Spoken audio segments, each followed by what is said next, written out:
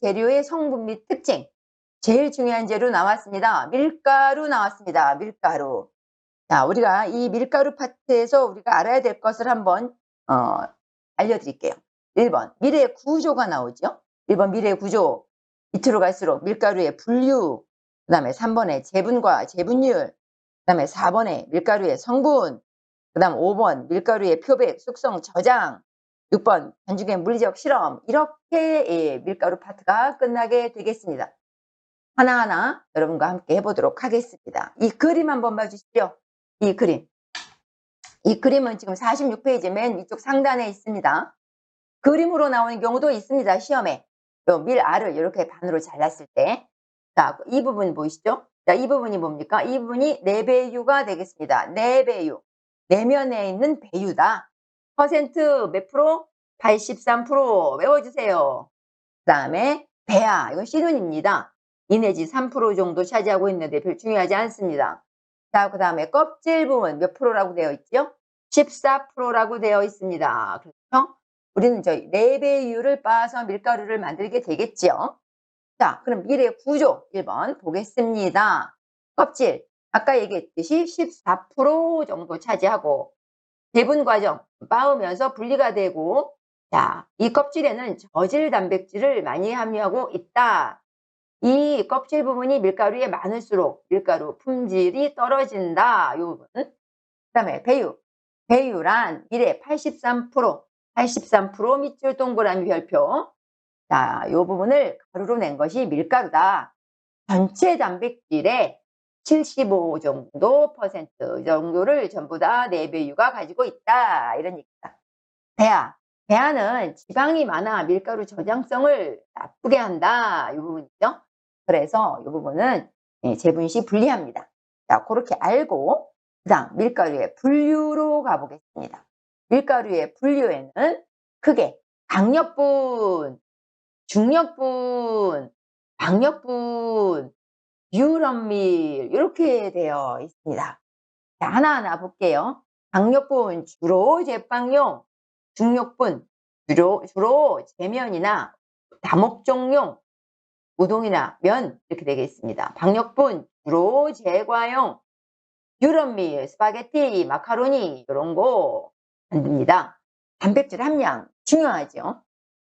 제빵용은 11에서 13%, 중력분은 9에서 10%, 박력분은 7에서 9%, 스파게티, 마카로니 11에서 12%이 정도 됩니다. 그래서 여러분들이 이거 외울 때, 자, 7에서 9, 자, 7에서 9, 9에서 11, 자, 그 다음에 11 이상, 이렇게 여러분들이 공부를 하시면 되게 도움이 될 것 같아요. 7에서 9는 강력분, 9에서 11은 주로 중력분, 11% 이상은 강력분, 이렇게 강력서부터 외워주시면 될 것 같고, 네, 이렇게 유럽밀은 중력과 중력 사이에 있다. 이렇게 생각하시면 되겠습니다. 글루텐의 질, 당연히 강력분이 제일 강하고 그다음에 박력분이 제일 부드럽다. 이렇게 이해하시고, 밀가루의 입도, 밀가루의 입자 이렇게 생각하시면 됩니다. 입자가 강력분은 질다, 초자질이다, 초자, 모래알 같은 질을 갖고 있다 이런 뜻이고, 중력분은 미세하고 박력분은 분상질이다, 아주 곱다 이런 초자질이다, 초자질이다. 자, 요거는 좀 더 전문적으로 설명을 드리자면, 이 밀가루에 빛을 비추었을 때 광선 투합이 잘 돼서 투명하게 비치는 부분이 약 70% 이상이면 초자질, 30% 정도면 미만이면 분상질, 이렇게 비추었을 때 투명하게 비치는 정도를 가지고 우리가 이렇게 부릅니다. 자, 회분함량 보겠습니다. 회분함량 1급. 강력분은 0.4에서 0.5, 자, 박력분은 0.4 이하 이렇게 되겠습니다. 원료밀이 뭐냐? 어떤 밀이 원료냐? 강력분은 경질밀이다. 경질. 꼭 제 이름 같네요. 경진. 아니고 경질. 자, 요거는 단단한 질을 사용했다. 네, 박력분은 연질. 부드러운 밀을 주로 사용했다. 이런 얘기가 되겠습니다. 가끔 이런 것도 보기에 나오니까 한번 읽고 갈게요. 경질밀은 자, 왼쪽 페이지 46페이지 왼쪽 중간쯤. 경질밀은 경질춘맥이라 그래서 봄에 파종해서 가을에 수확하는 밀을 경질밀이라고 합니다. 연질밀은 연질동맥이라 그래서 가을 겨울에 파종하고 여름에 수확하는 밀가루를 연질밀이라고 합니다. 네, 재분과 재분율 요거 잘 들어주세요. 재분, 재분이 뭡니까? 가루로 만드는 겁니다. 배아 껍질을 빼고 전분의 손상을 최소화하여 가루로 만드는 것을 우리가 재분이라 한다. 자, 재분 공정이 어떻게 됩니까? 마쇠, 체질, 정선 이런 과정이 연속적으로 진행된다. 그 이후에 표백, 저장, 영양 강화, 포장 과정을 거친다. 이렇게 되어 있습니다. 자, 밀을 재분하면, 밀을 빻으면 뭐가 증가합니까? 탄수화물과 수분이 증가하며 단백질은 1% 감소하고 세분은 5분의 1에서 4분의 1로 감소한다. 여러분 요거 외워주십시오. 밀을 밀가루로 만들면 그 얘기죠. 탄수화물과 수분이 증가하며 단백질은 1% 감소, 세분량 감소. 이렇게 외워주세요. 자, 재분율 나왔습니다. 재분율은 밀에 대한 뭐뭐가 대한 이렇게 나오면 밀에 대해서 재분한 밀가루의 양을 100%로 표시한 것이다. 재분율. 예를 들어서 원료 소맥 밀가루가 100g 밀이 100g이었고 이를 빻았을 때 100g의 가루가 나왔다면 100분의 100 곱하기 100이니까 그때는 재분율이 100%가 되겠지요. 그런데 예를 들어서 밀이 100g이었고 예를 들어서 밀이 100g이었고 밑자가 100g이었고 재분한 밀가루가 예를 들어 72g이 나왔다면 밀을 빻았더니 밀가루 72g이 나왔다면 곱하기 100을 했을 때가 재분율이니까 이때 재분율은 72%가 되는 겁니다. 이렇게 72%의 재분율을 보인다. 일반적인 기본 밀가루의 재분율이 되겠습니다. 자, 시험 문제는 재분율이 높았을 때 요것이 나오는 겁니다. 또는 재분율이 낮았을 때 또는 재분율을 설명했을 때 잘못 설명한 것을 고르시오가 저라면 또 냅니다. 제가 여기 출제자라면 요거 완전히 이해해야만 풀 수 있는 문제이기 때문에 요 문제는 여러분들 꼭 한번 이해해 주시기 바랍니다. 이거 외우기가 좀 어려워요. 자, 회분 함량이 많아지지만 재분율이 높았을 때 회분 함량이 많아지잖아요. 회분 함량이 당연히 많으니까 입자가 거칠겠죠? 회분 함량이 많으니까 당연히 색상도 어두워질 겁니다. 자, 회분 함량이 많다는 거니까 여기에 비타민, B1, B2, 무기질량, 섬유소, 단백질 이 모든 것들이 굉장히 많이 이 안에 들어있을 수밖에 없습니다. 그러니까 당연히 또 C번. 자, 영양학적으로는 좋을 수밖에 없죠. 소화 흡수율이 떨어지는 겁니다. 여러분 현미하고 같이 이해하시면 되겠습니다. 미네랄 많고 영양학적으로 우수하지만 소화 흡수율은 떨어지잖아요. 또 우리 밥으로 했을 때 거칠잖아요. 현미가. 밀가루도 마찬가지입니다. 재분율이 높은 밀가루를 사용하면 영양학적으로는 우수하나 소화 흡수율도 떨어지고 빵색도 어둡고 회분 함량이 많기 때문에 제빵 적성이 좋지 않다. 이렇게 이해하시면 되겠습니다. 여기서 우리가 알아야 될 것.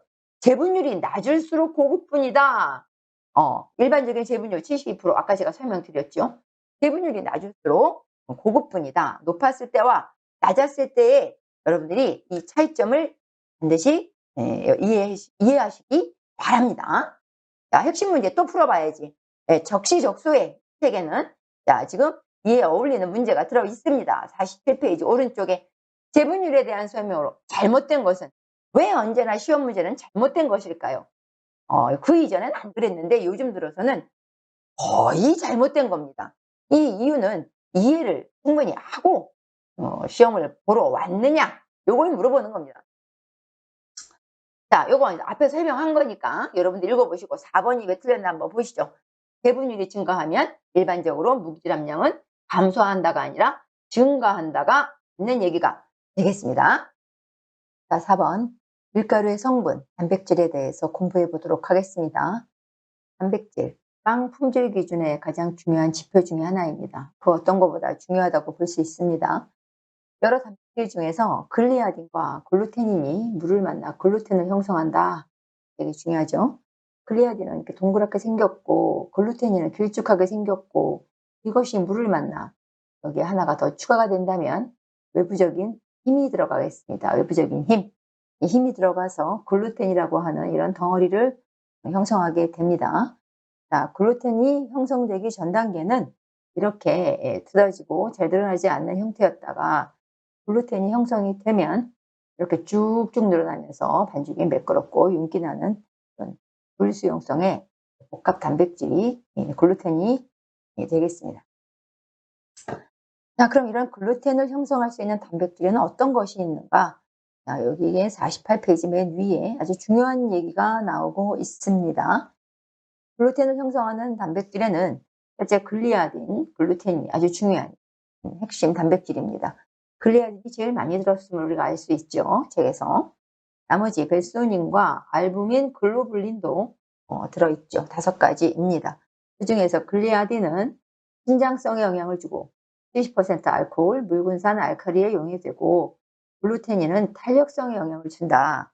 네, 이게 시험에 잘 나옵니다. 자, 이걸 어떻게 외우면 좋겠느냐. 글루테닌은 탄력성이다. 글루테닌은 탄력성이다. 이렇게 티웃으로 이해하시면 당연히 글리아딘은 신장성과 관계가 있겠구나. 이렇게 이해하시면, 이렇게 외우시면 잘 외워지겠죠? 저는 이렇게 외웠습니다. 밀가루에는 대부분 탄수화물이 들어있죠. 한 70% 정도 들어있습니다. 70%. 대부분이 전분입니다. 밀가루는 거의 탄수화물 식품이지요. 전분의 함량은 단백질 함량과 반비례 관계를 갖는다.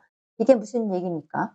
전분의 함량이 많을수록 단백질 함량은 작다. 이런 얘기죠. 전분의 함량은 따라서 박력분이 강력분보다 많습니다. 또한 탄수화물은 주된 영양성분이 되기도 합니다. 자, 여기서 손상전분이라는 말이 나왔는데 요거 외워주시기 바랍니다. 제분, 밀을 밀가루로 만드는 공정 중에서 전분 입자가 손상된 겁니다. 말 그대로 손상. 권장량이 4.5에서 8%다. 얘는 자기 중량의 이 2배 흡수율을 갖는다. 요거 외워주시기 바랍니다. 지방, 밀가루에는 지방이 뭐 거의 배유 부분에는 없고 배아 부분에 좀 들어있었는데 거의 의미가 없습니다. 자, 넘어가고 자, 회분 보겠습니다. 회분. 제분에서 한번 설명을 드렸는데 밀가루의 등급을 나타내는 기준이 밀가루 색상과 관계가 있다. 회분 함량이 많으면 색깔이 짙고 어둡죠.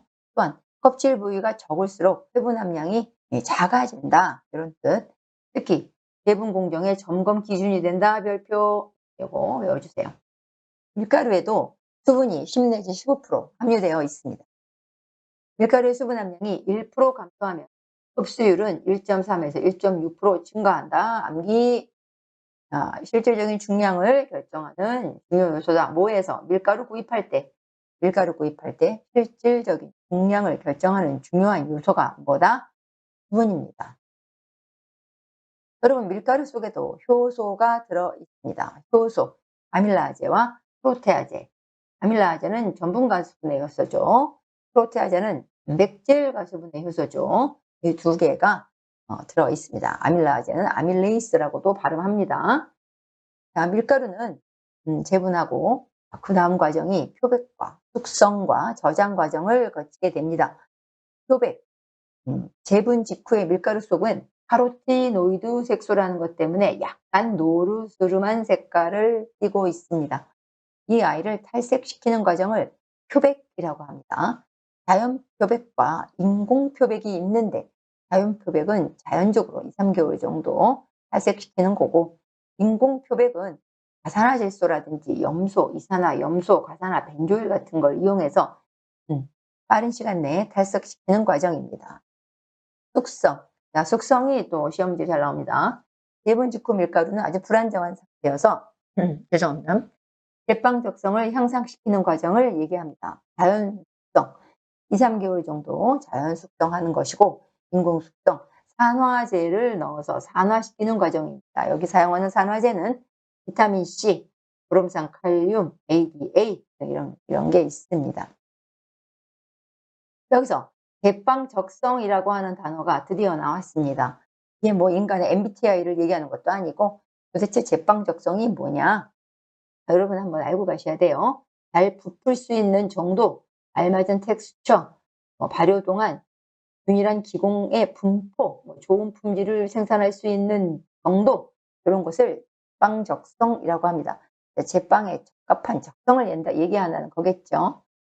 자, 이렇게 숙성이 돼야 제빵 적성이 좋아진다는 얘기인데 숙성 전의 밀가루와 숙성 후의 밀가루를 한번 보시죠. 숙성 전에는 약간의 노란빛을 띠고 pH는 6.1 정도입니다. 숙성 후에는 흰색을 띠며 pH가 낮아졌죠. 5.8에서 5.9 낮아짐으로써 뭐가 달라지느냐? 발효가 촉진되고 글루텐의 질이 좋아지고 흡수율이 향상된다는 것이 숙성 후 밀가루의 특징입니다.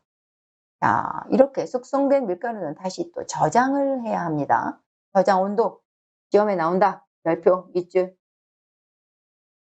저장 온도 18도에서 24도, 습도 55에서 65%입니다. 바닥과 이격 떨어뜨려서 보관해야 하며 선입선출, 환기가 잘 되고 서늘한 곳입니다. 해충, 쥐 침입에 유의해야 됩니다. 그 밖에 냄새 강한 곳 유의해야 합니다. 제빵용 밀가루의 선택 기준. 제빵용 밀가루라고 그랬습니다. 이 문제 잘 읽으셔야 돼. 제과용 밀가루냐, 제빵용 밀가루냐. 2차 가공에서 품질이 안정돼야 되고 단백질 양이 많고 질이 좋아야. 다시 말해 이 모두가 다 글루텐이 형성이 잘 되는 밀가루가 좋은 제빵용 밀가루다. 이런 얘기입니다. 흡수량도 마찬가지고 이 얘기를 알고 그 다음으로 넘어가도록 하겠습니다. 마지막으로 밀가루에 대해서는 우리가 이제 이 반죽을 믹싱을 잘 했나 못했나 어떤 데이터가 필요하겠죠. 논문을 쓸 때 이런 데이터를 많이 활용합니다. 물리적 실험이 나옵니다. 반죽의 물리적 실험에는 크게 아밀로그래프, 그 다음에 페리노그래프, 그 다음에 익스텐소그래프 이 세 가지가 3대 그래프가 되겠습니다. 그 외에 레오그래프, 믹소그래프, 믹서트론, 맥미카의 점도계 이런 그래프들도 하나의 데이터입니다. 자, 이 중에서 아밀로그래프는 아밀로 이런 말이 들어가면 무조건 전분과 관계 있는 얘기입니다. 밀가루의 점도 변화를 자동으로 기록하는 장치, 알파 아밀레이즈의 활성, 밀가루의 호화 정도 별표, 밀가루의 호화 정도를 알 수 있다. 자, 핵심 문제 풀어보기. 아밀로그래프의 수치는 어떤 비유, 브라벤더 유닛이라고 하는 단어입니다. 비유. 이 비유가 적당하냐. 무조건 400에서 600 비유, 페리노도 마찬가지입니다.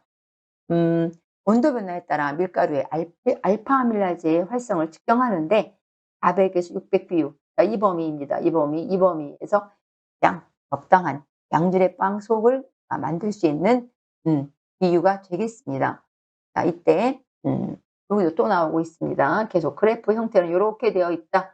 피크 점도가 여기다. 이렇게 보시고 그 다음에 페리노그래프가 나오고 있죠. 페리노그래프는 기억자를 살짝 뉘어놓은 것 같은데 이 부분이 반죽 안정도라 그래서 이렇게 스테빌리티 타임 요 위치가 되겠습니다. 이거 역시 400에서 600 비유가 적당하다. 500 비유 정도 거의 그 범위겠죠. 적당하다 이런 얘기입니다. 페리노그래프는 무엇을 측정하는 그래프인가? 밀가루의 흡수율, 믹싱 내부성, 믹싱 시간을 측정할 수 있는 아주 중요한 그래프가 되겠습니다. 다음 장 페리노그래프에서 알 수 있는 내용이 뭐냐 이런 거 중요합니다. 그러면서 자, 글루텐 함량이 크면 여기 보시죠. 글루텐 함량이 크면 반죽의 안정도가 크게 나타나고 강력분의 반죽 안정도가 제일 크다. 자, 이 범위가 되겠습니다. 이 안정도가 가장 크다. 반죽 안정도. 그러면 다시 이쪽으로 넘어와서 이쪽 보시죠. 어디가 50페이지의 왼쪽 파트. 여기에 똑같은 그래프가 있는데 자, A, B, C, D, E. 자, 요런 뭔가 이렇게 어려운 얘기들이 나와 있는데 여러분들은 요 이 파트를 보겠습니다. 이 파트는 반죽의 약화도를 얘기합니다. 이 약화도는 제빵용이 가장 완만하죠. 기역자 형태가. 그다음에 과자용이 가장 급격하게 떨어지는 걸 볼 수 있습니다. 요쪽 파트가. 이렇게 약화도가 떨어지는 요 그래프가 강력분이고 완만한 게 요것이 강력분이다. 요 정도 알고 가시죠. 요거는 당연히 풀어보기 위해서 여러분께서 전분 호화력 측정하는 건 아밀로다. 전분 그러면 아밀로다. 이런 얘기를 제가 말씀드렸죠. 마지막으로 3대 그래프 중에 익스텐션 그러면 신장성이죠. 익스텐소 그래프에 대해서 한번 보시죠. 신장성과 신장에 대한 저항을 측정하는 기계입니다. 페리노그래프의 결과를 보완해 준다 이런 얘기입니다. 다시 말해서 이쪽은 시간이고 이쪽은 시간이고 자 이쪽도 지금 이제 유닛이 나오고 있는데 이 범위 이 범위가 최대값이고 여기가 최대값이죠. 얘는 여기서부터 여기까지가 저항률이 되겠습니다. 또는 인장률이라고도 하는데 이 저항률이고 자 이쪽에서 여기까지는 지금 신장률이 되겠습니다. 신장률 이쪽은 저항률, 여기까지는 저항률, 여기까지가 이 범위가 저항률이 되겠습니다. 다시 말해서 이런 익스텐소 그래프는 여기서는 반죽의 내부 에너지 시간에 대한 변화를 측정하여 2차 가공, 즉 발효에 대한 신장성, 발효성, 성질을 판정하는 것으로 계량제의 효과 측정 기능이 있다 이렇게 나와 있는데 이 범위를 한번 간단하게 어려운 얘기인데 이거 알려드리자면 이런 인장률이 클수록 또는 저항률이라고 하는데 이것이 클수록 에너지가 클수록 탄력이 있다. 이것이 클수록 여기가 탄력이 있다. 이런 얘기고 이런 신장률은 클수록 신장성이 좋다. 이런 얘기입니다. 신장성이 좋다. 시간이 지날수록 저항률은 떨어지는 거 보이시죠? 떨어지고 신장률은 커지는 것을 알 수 있습니다. 네. 조금 어렵게 설명을 드렸나? 네. 어쨌든 이게 익스텐소 신장성 그래프가 되겠습니다. 자, 마지막으로 레오 그래프는 흡수율 계산에 적합하고 이거 역시 밀가루 흡수를 계산합니다. 믹소 그래프 이것도 흡수율입니다. 이것도 흡수율. 자, 믹소트론 이것도 흡수율입니다. 이것도 흡수율. 다음 중 흡수율과 관계없는 그래프를 고르시오. 거의 대부분 아밀로 그래프입니다. 자, 맥미카엘. 자, 이거 한번 봐주세요. 이거는 케이크나 쿠키, 파이, 페이스트리용 밀가루의 제과적성입니다. 자, 다음 중 제빵적성과 관계없는 그래프를 고르시오. 맥미카엘입니다. 맥미카엘 점도계가 관계가 없습니다. 자, 여기까지가 우리가 좀 어려웠던 밀가루에 대한 내용이었습니다. 잘 들으셨죠? 네, 다음 기타가루에서 뵙도록 하겠습니다.